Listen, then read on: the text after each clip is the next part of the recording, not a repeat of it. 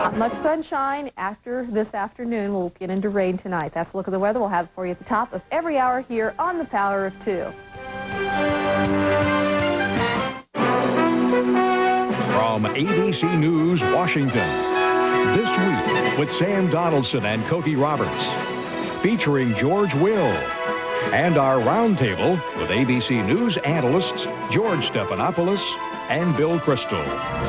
This week, the Monica interview. There's some days that I regret that the relationship ever started, and there's some days that I just regret that I ever confided in Linda Tripp. And this morning, Linda Tripp responds in a Sunday morning exclusive interview.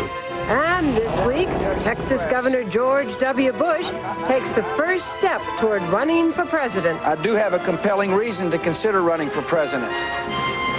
I want the 21st century to be prosperous, and I don't want anybody being left behind. Linda Douglas goes on the campaign trail in Texas. And in our roundtable, a preview of the George Stephanopoulos book, All Too Human. The George Stephanopoulos book, the George W. Bush candidacy, and the Linda Tripp interview this Sunday morning. Good morning. Well, it's been the week of Monica. Monica the interview, Monica the book. This coming week, it's Monica the tour. And we'll be talking about that, Sam, and see if this ever ends. Well, Cokie, we're going to be talking to one of the key players in all of this drama, Linda Tripp. Ms. Tripp, welcome. Thank you. Good to see you this morning, and with us as always to join in the questioning, George Will. Now, Ms. Tripp, Monica Lewinsky says she hates you. The president's defenders call you the great betrayer. Andrew Morton, who wrote that book from Monica's recollections today, said, well, Monica thinks she's the devil incarnate. How do you see yourself?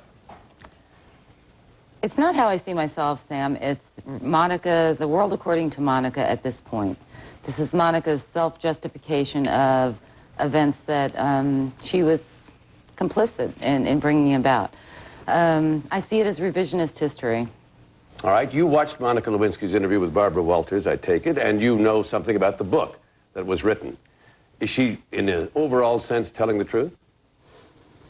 I see it in terms of the F word without a vulgarity attached to the F word. I see it as fiction. I see it as fable, fantasy, farce, and fairy tale. I see almost no bearing on reality. Well, in the book and in her interview with Barbara Walters, she paints this as sort of a dalliance between a man and a woman. When she was talking to you, when she was calling you so much, when she was pouring out her heart to you, is that the way she was depicting it? What I got from the book, and I must confess, I read most of it. I have not had a chance to complete the book. What I got was a romanticizing of a tawdry, abusive relationship. I believe that Monica, in her heart of hearts, knows better, but I believe that she believes this form of recollection of the relationship serves her best. Well, let's talk about a couple of the specifics of those recollections. She says that she's told Time magazine that she sees herself as a pawn in the vast right-wing conspiracy that you were a member of. And Charles Ruff, the president's lawyer, when speaking to the Senate, talked about that famous day at the Ritz-Carlton Hotel and your role there. Let's listen to Mr. Ruff for a second. On the 16th, Ms. Tripp invited Ms. Lewinsky to have lunch with her in the Pentagon City Mall. And there she was greeted by a corps of FBI agents and independent counsel lawyers and taken to a whole hotel room where she spent the next several hours. Ms. Tripp was in the room next door for much of that time. When she left that evening, she went home to meet with the Jones lawyers, with whom we know she has been in contact for many months, in order to brief them about her knowledge of the relationship between Ms. Lewinsky and the president, so that they in turn could question the president the next morning. There you are. That is the conspiracy, and according to Monica Lewinsky, according to Charles Ruff, according to Bill Clinton. And it resonates, and it's completely, perfectly wrong. Tell us what's wrong. Well, let's back up just a bit. The reason that Monica and I were meeting during that week was for Monica to be able to ultimately convince me to file a false affidavit in the, at that time, Kathleen Willey affair, to circumvent Paula Jones' civil rights and to complicitly act as a contributing member to what I perceive to be a conspiracy orchestrated by the president. Those are the so-called talking points that she presented to well, you. that was a part of it, certainly, which all were, let me remind you, about Kathleen Willey, with a very little P.S. about Monica Lewinsky. At that time, no one was aware of any information I may have had about Monica. So this was all a question of you filing an affidavit in the Paula Jones lawsuit about Kathleen Willey and Monica Lewinsky trying to convince you to right, and who benefited from to that? lie. It was certainly not in Monica Lewinsky's best interest. It was in the interest of the president that I do so, to undermine any credibility Kathleen Willey might have had. And so those meetings were not so much to draw Monica into this web, but I had agreed to meet with Monica to discuss this. At this point, I was very fearful. This was December. Things were coming to a head. I was appeasing Monica, all the same time cooperating with the independent counsel. What I think is important to address is these scurrilous allegations that the independent counsel, in the form of prosecutors and FBI agents, treated Monica in a horrible way. That is so completely false. You were there? I was there. I was there until about 4 o'clock, when I made it clear to the FBI agents that I had to leave. I was under subpoena, and I had to be elsewhere to give, in lieu of a deposition, an oral interview. I don't believe I mentioned for whom. It was, however, for the Paula Jones lawyers. And how did they treat her? I thought she was treated, I mean, it was an unfortunate situation. I don't believe anyone wanted to be there. But the reality was, what I read in the book and explanations that I've seen depicting the events of that day are completely removed from reality. At all times, they acted professional. There was no G-men sort of attitude, handcuffs, weapons, this kind of thing. Never. They treated her with the utmost professionalism, given the circumstances. What about the question of calling her lawyer and telling her? Completely untrue. She was told from the beginning. In fact, my biggest shock, as I told them prior to this, Monica is far too clever for this. She will walk away from you. She will say, I don't have to talk to you. I don't have my attorney with me. I'm out of here. But she didn't do that. I was completely stymied that she didn't. They were gracious. They were polite at all times. If I had not been there and I just read the depiction in Andrew Morton's book, I would be horrified. So why don't you think Kenneth Starr will let her talk about it? Why has he put a gag order on that part of the whole history? You know, I don't know. He has nothing to hide. The truth would not harm Judge Starr in any way. Ms. Tripp, we've read the transcripts of the conversations you had with Monica Lewinsky that were documented. Ballpark estimate, what percentage of your conversations with Ms. Lewinsky were not documented? Easily 98%. Now, about that, she says something in her book on page 171 that really is quite an attack on you. She says, whether by accident or design, Tripp either did not record or held back the recordings of numerous significant conversations which would have seriously diluted Starr's case for including Monica Lewinsky in his investigations. They would have shown that Vernon Jordan's involvement with Monica had been at her own suggestion. Is that true? To the extent, let me clarify one point before I go to the other. To the extent that I thought that Vernon Jordan could be helpful in placing Monica in New York, that is very true. It's important to note that anything I said to Monica under any circumstances would always have been what I would have said to her had there not been any documentation going on. But what she is really saying in this passage is that Vernon Jordan is being hurt by the fact that the other 90% have not been documented. What, if they had been documented, what would it show about Vernon Jordan's involvement? I think had they been documented, Vernon Jordan would be facing legal consequences. For what? For obstruction of justice. Where? How? I believe that had I been documenting a very crucial time in this sequence of events, there would be no doubt in any of your minds, certainly not in the minds of the public, that there was complicity in ensuring that Monica Lewinsky received a job for her silence and went away peaceably and happily to ensure that this did not surface, that she did not make the relationship public. Did Monica Lewinsky indicate to you that Mr. Jordan had said something to her when she was going to deal with her lawyer over the affidavit that would not reflect well on Vernon Jordan? Absolutely. What was it? Remember that I was receiving blow-by-blow details at this point. The subterfuge or the misinformation campaign from Monica didn't start until our post-December 22nd conversation, where she realized once and for all, Linda Tripp is not going to lie about me or anything else. And then the disinformation campaign, as I term it, began. Prior to that, she was extremely candid with me, morning, noon, and night. And in this regard, she told me that she was instructed by both the president and Vernon Jordan that she had no choice but to use the, quote, story, the cover story. When did Vernon Jordan tell her that?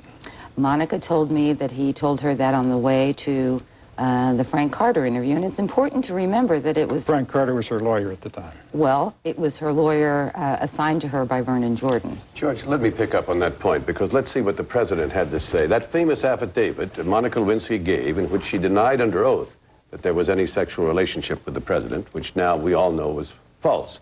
Here is what President Clinton said when he was questioned before the grand jury about that affidavit. Did you talk with Ms. Lewinsky about what she meant to write in her affidavit? I didn't talk to her about her definition. I did not know what was in this affidavit before it was filled out specifically. I did not know what words were used specifically before it was filled out, or what meaning she gave to them. All right, the president says he didn't talk to her about the affidavit, and he didn't know what was in the affidavit specifically. What did Monica Lewinsky tell you? Well, completely, as you can well imagine, completely 180 degrees from what the president has alleged under oath. Can you either remember her words exactly or paraphrase exactly what she told you? Oh, I can certainly paraphrase. His words to her were that in order to avoid testimony in any way under oath, that she was to file an affidavit in which she emphatically denied a sexual involvement with the president. And further, that this was done routinely, that many women so associated with the president had filed these very affidavits. Remember, the talking points were all about Linda Tripp writing just this very type of affidavit. The president has said that he and Monica Lewinsky discussed a cover story just in general to avoid embarrassment, to avoid the affair coming out for his wife and people like that, but has denied, of course, that he tied it to her testimony in any form under oath. You're telling us that she told you that the president had told her she was to use this cover story in the affidavit under oath? Absolutely. This is something to which I testified in the grand jury.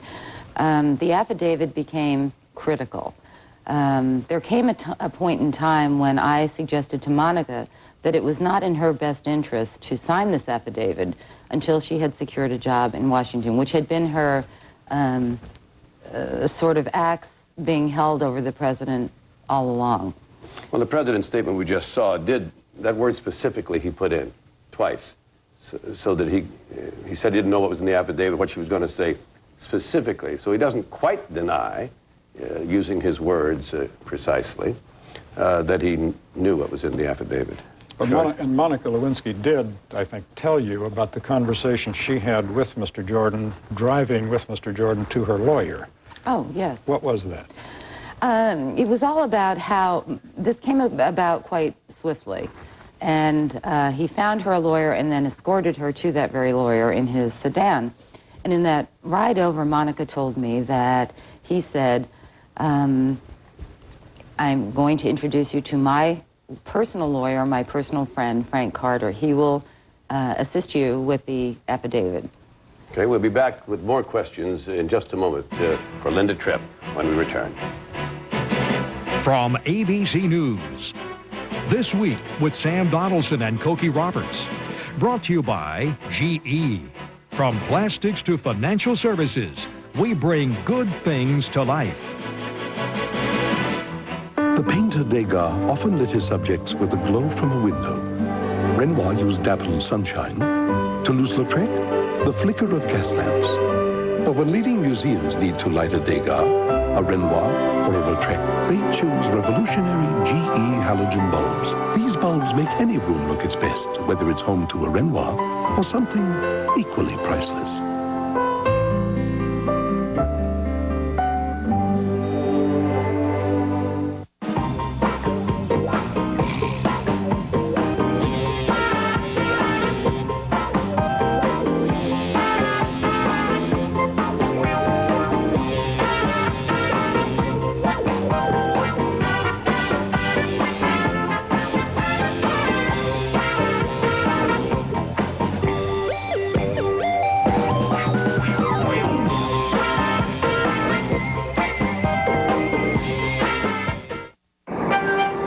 Genius? Yeah, right, if they only knew. Chaos. So many stores, so fast. Stores aren't connected. Nobody's connected. Inventory's a mess. My suppliers are totally in the dark. Help. The AT&T people said that they'd get everyone connected in real time. That'll fix it. Maybe going public isn't so crazy. Everyone and everything working together in a whole new way. We're back now with Linda Tripp. And George, you were pursuing a line of questioning about Frank Carter. We left you, Monica was in the car with Vernon Jordan, heading to Vernon Jordan's lawyer, and according to Monica Lewinsky, he said what to her? Monica asked him en route to Frank Carter's office, what do I tell him, the truth or the story? And remember, this is, again, Monica's contemporaneous comments to me during a time when she was being direct and forthright. She said that he answered, what choice do you have? And again, I've testified to this. She said, the story. And he said, yes. She said, well, what if, and these were questions I might add she also posed to the President of the United States. This wasn't just posed to Vernon Jordan. And the questions were, well, what if someone saw us? It wasn't you. What if someone found a note from me? You didn't write it. What if they, God forbid, have a picture or a videotape? It wasn't you. Well, did she have reason to believe that those things existed? Was there a videotape? We don't know. To this day, I don't think anyone knows. I think the reality is that this was a fear Monica had, that she could be set up for perjury if, in fact, proof positive existed. Well, the proof positive that did exist, of course, turned out to be the infamous blue dress. And there's been a great deal of controversy about your role in convincing her to save that dress. And as you know, she was asked about that in her interview with Barbara Walters this past week. Let's take a look at what her answer was to that question. If there was a parade and I said to you, Ms. Walters, come stand here for the best view of this parade, and I planned actually secretly to push a piano out of the window to fall on your head, and then at the last minute, I pulled you out of the way so that the piano didn't hit you, and then said, I saved your life. It's ridiculous. It's ludicrous. This dress is one of the most humiliating things that has happened to me. She's, of course, responding to your point that you saved her from being just torn apart by the White House machine by the fact that she had evidence, and that's her response. Something far greater than a piano was about to befall Monica's head. Without that dress, where would she be today? Would she be en route to London in a extensive book tour being heralded by pipers at Harrods, or would she be branded the stalker and worse? This was all coming. I feel that this blue dress served as Monica's insurance policy, much as my documentation served as my insurance policy. And again, that whole question, as your motives have been very much called into question there. The vast right-wing conspiracy, your connections with Lucianne Goldberg, the questions of whether it was a book, trying to bring down the president, all of those things. Mm-hmm. All that has been asserted. Where's the book, Koki? Where is the book? Had there been a book, that's where I would have been on January 12th, I promise you. Yes, there had been a book in '96. I was tired, completely weary of being cognizant of things that had gone on in this White House and being somewhat complicit in the cover-up. This was the straw that broke the camel's back, and I was being solicited to commit a crime that was no option for me. It would never have been. Before leaving the subject of the dress, at the point when you suggested that she keep the undry cleaned dress, how long had she already kept it undry cleaned? Oh, Mr. Will, she had had it for months. In fact, I knew about its existence. I had just not seen it. What was her attitude when she displayed it to you? Pride. Pride. Was it an ambiguous stain? No. Say some more. Well, you did see it eventually. I did. Oh, yes, of course I saw it. It's interesting that in the portion of the book that I did read, it references a tiny stain. Well, by the time the independent counsel received that to provide it to its FBI lab, quite possibly that's all that remained on the dress. It certainly was not a guacamole stain or a blue cheese stain, as I've read. It was a splatter effect. And not to be too tawdry or to drown in the weeds, but this was a badge of honor for Monica. It validated the relationship. Well, you found out about the dress because she told you, is that correct? Of course. I mean, you didn't somehow...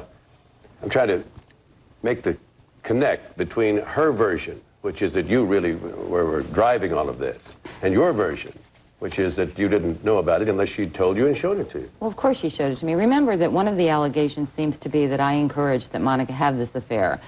But she does say that, you know, right. You're just the kind of girl the president would like, that you kept repeating to her.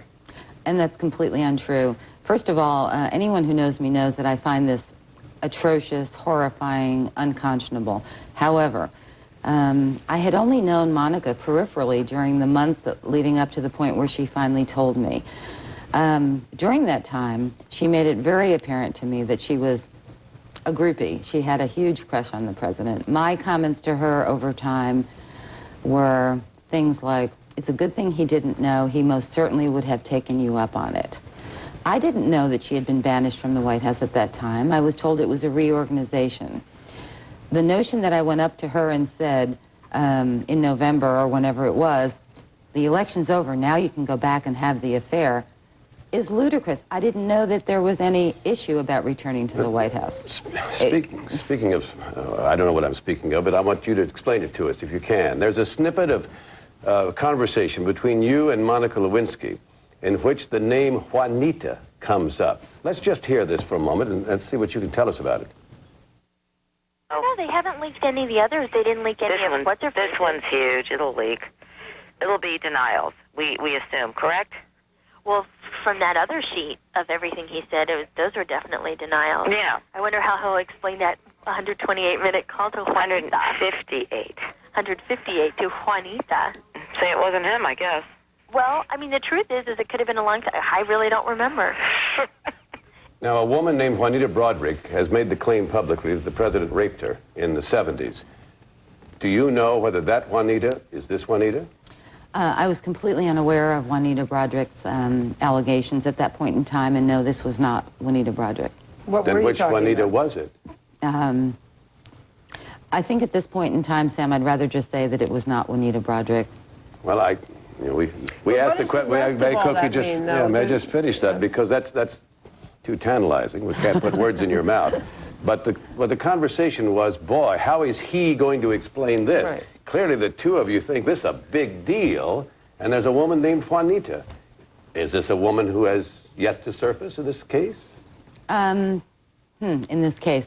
Well, let me just say that in our opinion, this was a woman whose relationship with the president would have, again, gone to pattern of behavior, which was precisely what the Paula Jones attorneys were searching for. And remember, the country has forgotten in the vast array of events over the past year that this was all about one woman bringing, and for whatever you think of her veracity or the legitimacy of her lawsuit, a successful lawsuit in terms of discovery, pattern of behavior against the president. This was a woman with whom we thought the president might have difficulty. Oh, you're quite plain. I'm going to pass it on, but you're quite plainly saying... You mean the Juanita woman is a woman you thought the president might? You're quite plainly saying that there is a woman named Juanita out there. If her story became public, you believe the president would have a problem with it. Let me just say that our use of the name Juanita was irresponsible.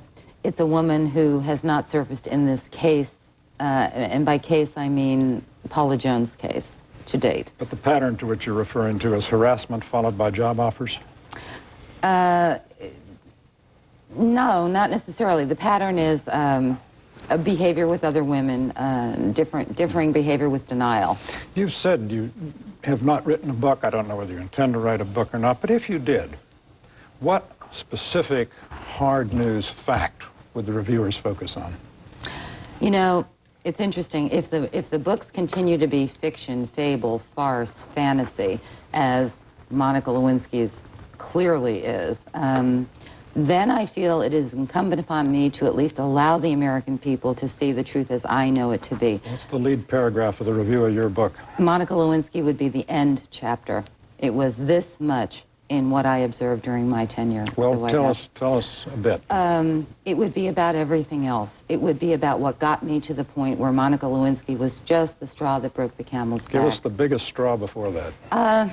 I would talk about the Rose Law Firm billing records.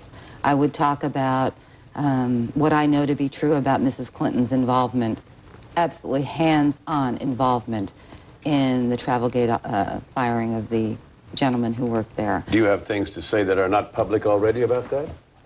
You know, I don't know what's public or not. I've testified in various procedures and have been truthful under oath about these very things. Mrs. Clinton testified under oath on 3 separate occasions that I'm aware of, that there was no activity, overt or in any other way, on her part with the firing of the travel office. Now, is that not true? That's not true. So you think that this the sort of thing that, if she ran for the Senate, do you think that this would be a problem for her? Oh, I think many things would be a problem once they surface. Mrs. Clinton, in my opinion, not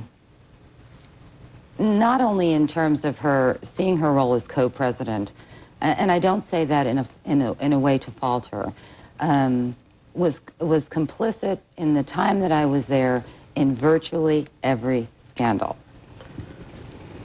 That does then raise this question again about your motive, because if you saw them as people who were not good people, was it you felt in the interest of the country to get rid of them? I don't ever want to downplay, Cokie, my outrage. I will never shy away from the fact that I didn't put blinders on. I didn't cover my ears and say, I don't want to hear this. I felt it was important many years ago for the public to be aware of what I was seeing firsthand. But the notion that I set anyone up to come to that end is not true. Remember that I had talked to Monica Lewinsky for a year in depth and never once took a step to document that. It was only when I was being threatened and asked to commit a crime that I took what I consider to be proactive steps to arm myself with record. You've gone back to the Pentagon now. You've been working at home. How are you being treated? You know, I'm not back at the Pentagon. I wish I were. I wish I had been sent back to my position as director of an extremely visible program under the Secretary of Defense. I've been assigned to an agency whose name escapes me at the moment. I've only been there one day. I can tell you that my series, Public Affairs, isn't one that they accommodate there. So this is not the Pentagon building itself, No, but it's not home. It's not home, and I'm happy to be back at work. I just sincerely hope that there's a mission for me that's commensurate with my experience and my pay grade. Jim Moran, the congressman from our local area in Virginia, a Democrat, had some very bitter words about you in the House of Representatives in a committee the other day, questioning the fact that you had this big paying job and really suggesting to Secretary Cohen, I suppose, that you be removed. I didn't see his remarks, I read them. I can tell you this, if Mr. Moran feels that he's qualified to speak about my 19-year career, then I'm frankly surprised that he hasn't reviewed my personnel record. I have a 19-year distinguished career. I have awards and the most outstanding performance appraisals consistently during that 19-year. And frankly, The Pentagon has shown no qualms about releasing that very information. I'm surprised they haven't to him. Monica Lewinsky has said that 14 months ago she was near suicidal despair. She seems to have gotten over that. You saw the interview with Barbara Walters. How would you you know her, and how would you characterize her mood at the moment? Euphoric. Well, that's the last word, and of course you would have it. Thank you very much, Linda Tripp, for being with us today. Thank you. Next, our weekly roundtable with ABC News analysts Bill Kristol and George Stephanopoulos. And later, ABC's chief congressional correspondent, Linda Douglas. She's in Texas on the campaign trail with George W. Bush.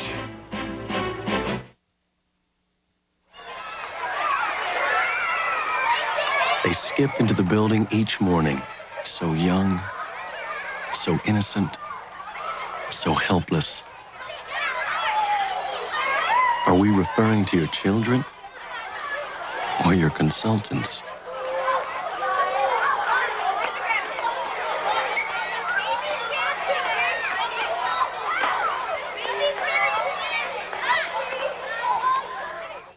Courage, something shared by countless Americans. Those who risked their lives, those who battled serious illness. When I was diagnosed with prostate cancer, I was primarily concerned with ridding myself of the cancer. But secondly, I was concerned about possible post-operative side effects like erectile dysfunction, ED, often called impotence. You know, it's a little embarrassing to talk about ED, but it's so important to millions of men and their partners that I decided to talk about it publicly. And after all, it can be associated with many conditions, including prostate surgery, high blood pressure, diabetes, or even smoking. And the point I want to make is there are many treatments available for ED, so my advice is get a medical checkup. It's the best way to get educated about ED and what can be done to treat it. It may take a little courage, but I've always found that everything worthwhile does. Mortgage interest rates have been slashed to some of their lowest levels ever. The time to refinance is right now. Just call DiTech Funding at 1-800-71-FIXED. Today's low 30-year fixed rate is just 7%, APR 7.261%. There are no points, no deposits, and rates will never go down to zero. So what are you waiting for? It's smart financing from DiTech Funding. Refinance now to a low 30-year fixed rate of just 7% with 0 points. Call 1-800-71-FIXED. On 2020 Sunday. You've lost weight, a bunch. Now, do you need a total body lift? The ultimate plastic surgery. Wait till you see this on 2020 tonight. Then, this lawyer's next client is his son. Were they your drugs? No. His next job. You believe him? Father. I got to, don't I? All new practice. ABC tonight after 2020. The deadliest enemies the world faces aren't coming from outer space. Cases involving criminal abuses of science. They're being created here on Earth. You've read the headlines. This stays out of the press. The threat is real. It's only a matter of time before they get to your family. Strange World, coming Tuesday with a special preview Monday, 10/9 Central on ABC. Well, we've heard now Linda Tripp on the subject of Monica Lewinsky. This week we heard Bill Clinton on the subject of Monica Lewinsky, which we'll come to in just a second. But first, hello, George Stephanopoulos, Bill Kristol. Always good to have you back around our table. And this has been the week of Monica, quite a week. Let's listen to what the president said about her. What I hope is that she will be permitted to go on with her life. And I hope it'll be a good life. And I hope that that the efforts that I have made and that I continue to make every day at home and at work will bear fruit. The efforts that he has made, presumably in terms of the country, not in terms of Monica. Well, he said at home and at work. What else can the president say? What he said at the press conference was the politic thing to say. It was the right thing to say politically. None of us can read his heart. What he wants more than anything else is the big C word, closure. Let's move on. Yeah. Well, how does that square with Sidney Blumenthal's testimony that he called her the stalker and that she tried to have sex with him and all of this? Right. Now he says, I hope you go on with a good life. Well, it's going to be a rich life, at least for a while, with her book and the money. Harrods tomorrow. I must say she seems to be enjoying all of this. She does. I tried to read her book. And I would like credit for that. And I got the page. I got Andrew Morton's book. I'm sorry, Andrew Morton's book. Right. Right. She helped him. I got to page 71, and let me just say why I had to stop at page 71. Sunday, January 21st, is what's 1996. It's a sexual encounter in the Oval Office, the president and Monica. But it's a particularly moving one because Monica says the president told her he had just received news of the first casualty of an American in Bosnia. In fact, an American serviceman had died of a heart attack in Hungary, but it seems that he told her, or she remembers it as being a killing of a serviceman. It was a particularly emotional occasion for both of them because the president felt his responsibilities especially keenly. They had their normal sexual encounter, and the president, according to Monica, says that it's been very hard because someone died because of your executive order as they're having this sexual making out, as Andrew Morton calls it. And then, this is the sentence that made me stop reading. His distress touched Monica deeply. At that moment, I thought we were so lucky as a country to have such a caring and sympathetic man as president. And the truth is, I don't know what the truth is here. I mean, this may be Monica's account of it, but this book, to the degree people read it, it's bad for the president in that respect. I mean, you read it and you think, I mean, this is, Monica won't feel sorry for it. I mean, she's a pathetic figure, in my view, but the president of the United States? Well, in fact, after her interview with Barbara Walters, the president's approval rating dropped several points. Does this make any difference? No. I would like to say a word in limited defense of the president. He's been criticized for having an inappropriate relationship with someone much younger than he. Actually, this is a tale of two teenagers. This is an absolutely age-appropriate relationship between two self-absorbed, arrested development adolescents. And before psychobabble became an American dialect, we would have recognized this. But she's so fluent in this about, it was all about my deficit of self-esteem. If there's anyone on this planet who has far more self-esteem than she has earned, it is Monica Lewinsky. Well, it's very sad because she paints this as just a kind of an interesting thing between a man and a woman. She apparently has no sense of the fact that the President of the United States, the White House, the revered institution in our republic, was sullied, and not just by her, but by him. Even the man and woman part, there's a problem here, being as he's a married man. And this is to me the ultimate success of the Cosmo girl. You know, those well, covers wait, Helen Gurley Brown, I don't think back in the old days. What? Sure. How to steal your boss away from his wife? Here's how you do it. Wait, here's how you do it. Well, she seemed to have absolutely no clue that she was doing anything wrong. But for the meanies in the White House, this was supposed to keep on going. Do anything wrong. She was being subtle. The great moment in the interview was when she said that snapping her thong underwear was a small, subtle gesture of flirtation. Now, this is not... He picked it up. This is not Emma Woodhouse flirting with Frank Churchill in a Jane Austen novel. You're out of touch, as she says in an interview. Her generation is comfortable with their sexuality, and people our age obviously aren't. I want to say that when she said that, a half dozen people in my office who were about her age hastened to tell me the next day that Monica was not representative of her generation. All right. Well, we will move on then to someone who is eager to be president, and we will join ABC's Linda Douglas on the campaign trail with George W. Bush in Austin, Texas.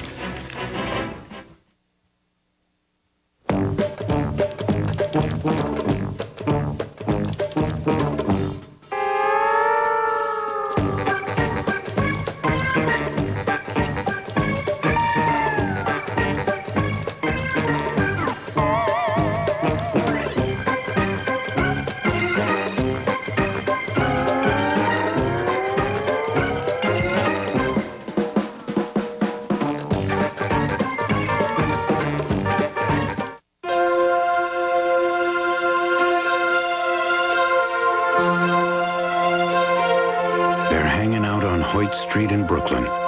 They're killing time on the banks of the Mississippi. They're looking for something to do in the hollows of West Virginia.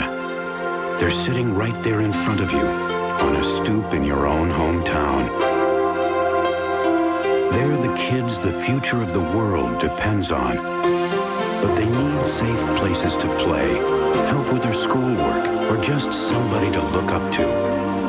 That's why GE employees and retirees have pledged to volunteer 1 million hours of their own time by the year 2000, a pledge that we intend to meet and surpass. So whether we find them in the alleys of the inner cities or the back lots of forgotten towns, one thing's for certain, their future is in our hands, just as the world's future is in theirs. This week with Sam Donaldson and Cokie Roberts will continue in a moment after this from our ABC stations. Is Jeff Gordon NASCAR's greatest driver ever? Rusty Wallace and Dale Earnhardt are out to prove otherwise. The Las Vegas 400, NASCAR on ABC today at 2:30. No walls. Tear down the walls and you remove all barriers to progress. At SEI Investments, we give our associates unrestricted access to the most important investment resource available, each other. Exceptional talent, configured for maximum innovation. Our people set new standards in investing every day. SEI Investments, the art of people, the science of results. Experience the power of weather on the hour. Get the latest local forecast every hour on the hour, 24 hours a day on Channel 2. When weather is your top priority, turn to 2 at the top of every hour. Weather on the hour. It's only on Channel 2. Every month, college students eat 60 million slices of pizza, and they don't always have a toothbrush. Chew on this. Chewing Trident after meals can help prevent cavities from forming. Good breakfast. So when you can't brush, chew on this. Trident. Protect yourself from the Millennium Bug. Tonight at 6.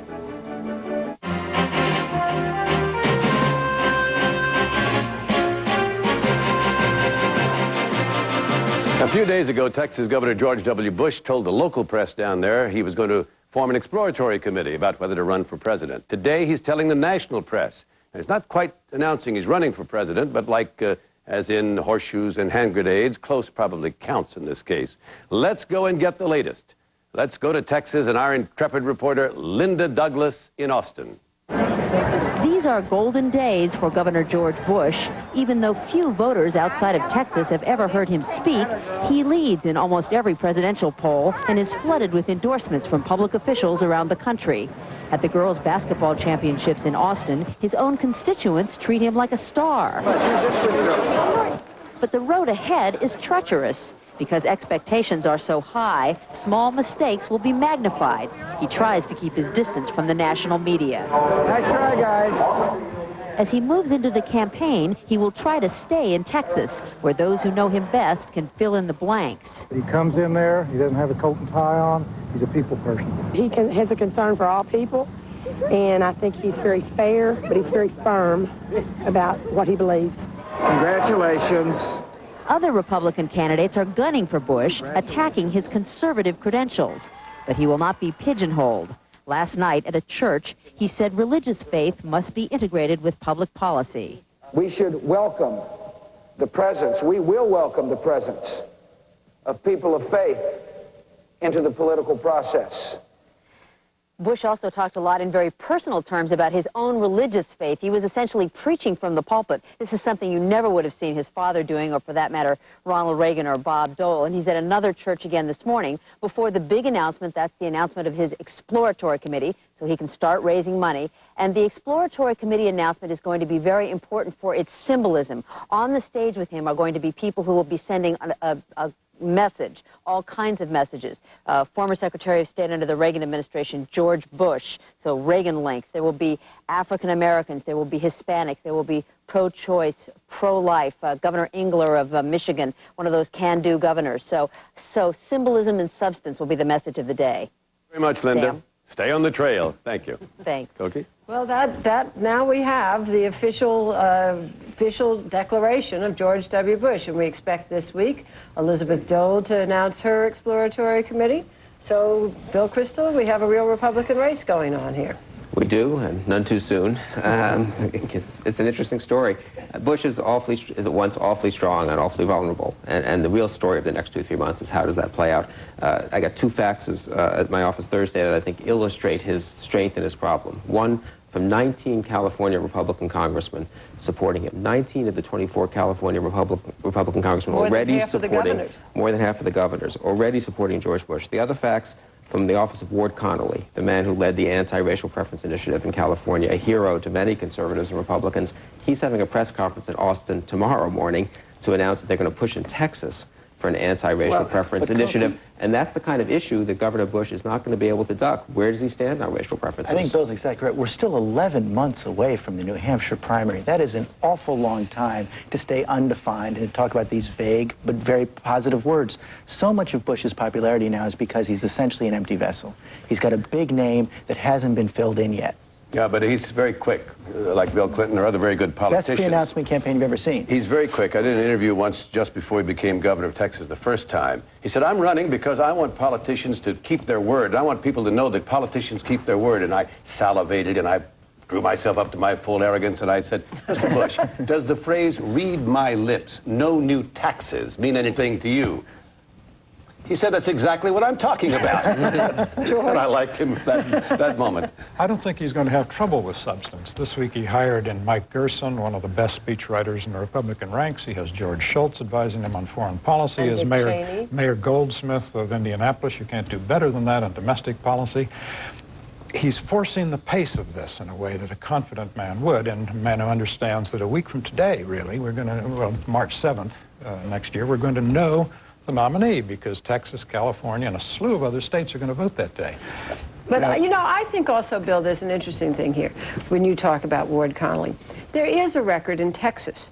So it's not a completely empty vessel, George. And the way that he and other Texas Republicans have chosen to deal with some of these issues that some Republicans choose to use as wedge issues, I think is very interesting. Instead of being anti-immigration, they've embraced immigrants. Instead of being anti-affirmative action, Texas, the University of Texas has had some of the same strictures on it that that California placed on itself, and has handled it quite well in terms of keeping a large minority enrollment. It seems to me that what he is trying to do is broaden the base of the Republican Party rather than create these wedge issues, and in the long run, that works better for the party. Don't underestimate that was very well. ability. That was well said. I hope Governor Bush. I hope Governor Bush was watching that. Don't underestimate his ability. Don't underestimate his ability in Texas, California, Florida to come in the room and say, "¿Qué pasó, hombre?" Right. And he speaks fluid Spanish, and I love it. The only thing I would say, the governor's not president. And you can't run for president because you've been a good governor, though it's a good thing to have been a good governor. You need to take a position as president on what you'll do on the things that a president has to do. But most of our presidents have been governors. They have been governors, but they run on a presidential agenda. Reagan did. Clinton did. Justice Blackmun died this week. Roe v. Wade. The next president will appoint 2 Supreme Court justices. What is Bush's position on Roe v. Wade? Was it rightly decided? I'm not saying he couldn't handle those questions, but he will have to address them. Of course. And the key to Clinton's success was to kind of keep the party with him as he moved the party. And we don't know yet whether George Bush Jr. can do that. Can he keep the conservatives with him as he runs the national campaign? You've been talking substance. That's important, but I'm impressed more and more how it's the sizzle in national politics rather than the steak. Well, we're about to goose a little bit of sizzle of our own here with a book that will have Washington talking, All Too Human, by our very own George Stephanopoulos. I'm going to tear it apart.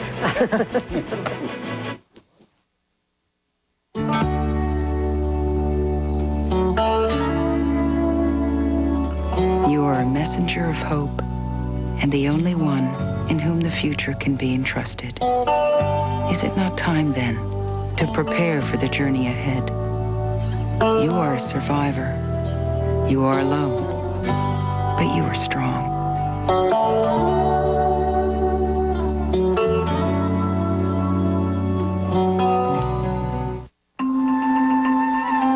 Every 60 seconds, someone suffers from a stroke in the United States. Suddenly, my left arm was numb, and I went to the emergency room in the hospital.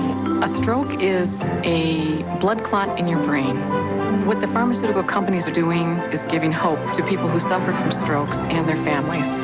Well, I'm perfectly normal now, and I'm better than before. We hope we've added a whole new quality of life to patients who have suffered from stroke. As long as there are Sunday drives in the country and holiday flights home, as long as big cities need bright lights and we never get tired of things that go fast and far and high, the people of Texaco will go to the ends of the earth to find the energy the world needs to keep going. This is it! We're here!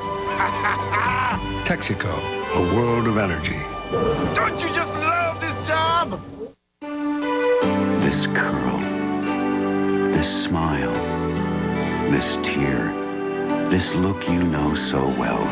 You want to protect them with life insurance from a name you can trust, GE. Take advantage of GE's expertise to help protect this joy, this love, this hope, this promise. For life insurance and for every step you take in life, you can trust GE to help. The really great thing about mentoring that no one ever tells you is that it's fun. Hanging out can be as great for you as it is for the kid. I mean, it helps kids a lot, but it's really good for you too. Find out more, because it's fun, really. Children first. It's fun. Have a good show, everybody. For a woman to put her career first. This is where I like to be. This is what I care about. This! And her personal life second. This is my show. This isn't my hobby. The time has come to make a choice. I'm dumping Sports Night. An all-new Sports Night after Spin City, 9/8 Central. See you Tuesday on ABC. Well, we find ourselves in a little bit of an awkward situation here. One of our own, George Stephanopoulos, has made news. He's on the cover of Newsweek this week. Let's see that. There he is. Nice picture, George. You and my mom agree. About his book. So we feel it would be a little bit odd for us not to talk about what is in the news with George right here at our round table. So we will be doing that. The book, All Too Human, talks about President Clinton, the Clinton White House, and the experiences that you have had there. Starting with this question that when you signed on in 1992, you didn't really know everything about Bill Clinton. Well, not everything. There were an awful lot of rumors, but I think that a lot of us saw the positive side. His ideas, his public spiritedness, and we knew there were questions about his past, and I think people like me were willing to defend him on that, on the assumption that the activity would stop. And I think that as I look back over the time, one of the things that became clearest is the patterns that developed and the patterns that led directly to the events of the last year, and I think it's just a shame. You're shaking your head over here. No, I've read the excerpt in Newsweek, and it presents a White House that is alarming in a sense because everything is personal, and people are on emotional roller coaster in it. The emotional energy drained away by the semi-hysteria in the White House. I don't think the portrait of Mrs. Clinton that comes out of this is particularly attractive. And there's one passage in there that is horrifying, and it is how close Mario Cuomo got to being a Supreme Court justice because the president said, Mario will sing the song of America. Why don't they just make Walt Whitman a Supreme Court justice and be done with it? Yeah, that's an interesting story, George. Tell us. I mean, you thought you had that put together. The day before, Mario Cuomo was on board to go to the Supreme Court. I thought so. You know, he had earlier been considered for the court and had taken himself out. But the day before Ruth Bader Ginsburg was chosen, Andrew Cuomo called me and said, if the president puts it to Mario, he'll take it. And we had a 24-hour period where, and I guess I do disagree with George, I think he would have been a terrific Supreme Court justice. Too. But 15 minutes before the final meeting, he called after all that and pulled himself out. This is what the president cannot make up his mind. That's what we're dealing with here. The president said as a Supreme Court justice, it would be like watching Pavarotti at Christmas time. Well, Not John Marshall, Pavarotti. The day before, and our then White House correspondent, Britt Hume, I'll never forget in the Rose Garden, when he did bring out Ms. Ginsburg, and she was going to be the nominee, said something to the fact that, Mr. President, a lot of people think that you've been back and forth in all of this, and it hasn't been. And the president, oh, how dare you stormed ask out. such a question, stormed out. The thing is, Britt didn't know how right he was. Right. I read the Newsweek excerpt, and it's a good read and better than Monica's book. I want to say that on the record. Yes, deep and profound praise. I was struck. George said you said in the interview in Newsweek, I guess this week, that if you had to do it all over again, you might not go to work for the president, and knowing what you now know. And I was struck by how similar that was to what Donna Shalala, who's still in the administration, Secretary of Health and Human Services, said this week when asked about Juanita Broderick, the woman who was charged with the president's sexual assault. And she said that she didn't know whom to believe, the president or Mrs. Broderick, which is an amazing thing for a cabinet secretary to say, and I think suggests that you're not the only one who has this But she went on to say, but she just had to sort of compartmentalize herself. And right. If it runs true to form, now, there are various parts of this book that are not very good read if you're President Clinton or Mrs. Clinton. I suspect they are going to denounce you in some respect or say this is a bunch of hooey. What do you say to people who say, well, you're now the betrayer. Oh, you should not have written this book. Did you vet this book with them? I did not vet it with them. And I understand that, and if people want to say that, they'll say what they say. What I try to do is write an honest book, and I think a fair book that showed all sides of the Clintons, of the White House at that time, and not really try to make too many hard judgments. Let people make the judgments for themselves as they read the book and they see the experience unfold. But, you know, criticism comes with the territory. But, George, some people don't want fairness. In the book as well, from the excerpts that I've read, so I think that people will see it as a fair rendition that way. Yeah, but some people don't want fairness. I mean, all of us. I mean, if you write a book about me, I want to be the great man, never makes a mistake. Well, that's right. Lives of the Saints. You've written that book, Sam, about himself, and George has written a book about himself. Little hagiography always goes a long way. That's right. Well, Sam and I will be back in just a minute. And you wrote a book about your mother. There you go.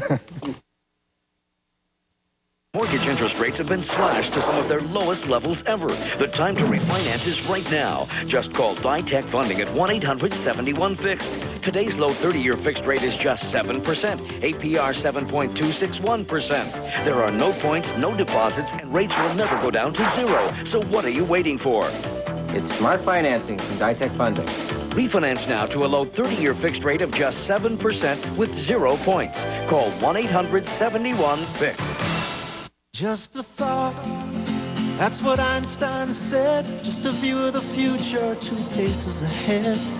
Thinking about me, thinking about you. All the good things a little good thinking can do. Good thinking means new ways of looking at things. Little Lisa was smiling cause she could see wings spring from the brush. With each stroke of genius, the good things a little good thinking can do. What will it take to build this company?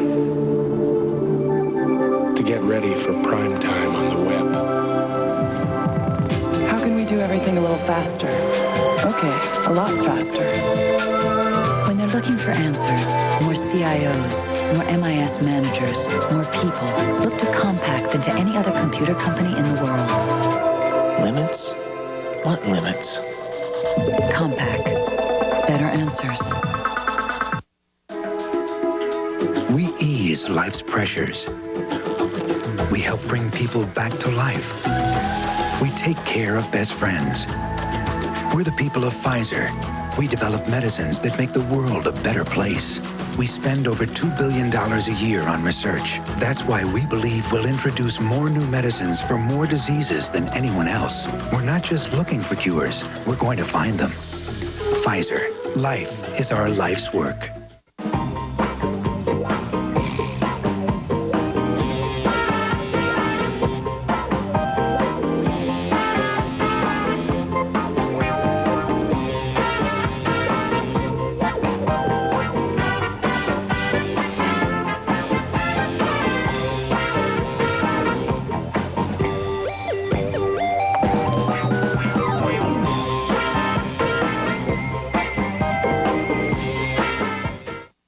Only 2 Sundays left. The Oscar goes to... So join me when I host ABC Sunday at the Oscars, March 21st.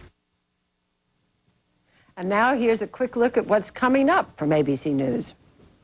On World News Tonight Sunday, the fear of the millennium bug. What will you need if everything goes haywire? On 2020 Sunday, his wife put him in prison, but another man admits the crime. So why does she still want him behind bars? Tomorrow on Good Morning America, should you spy on your kids? See how it saved some lives. And on World News Tonight, remember the metric system? The government still does, and it's costing you money. All that coming up from ABC News. Well, that's all for this Sunday. Until next week. That's this week.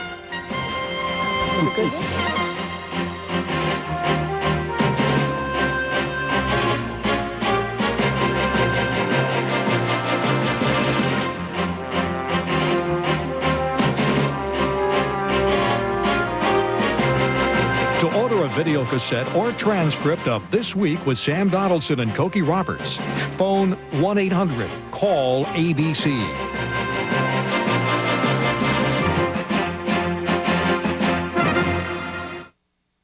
This has been a presentation of ABC News.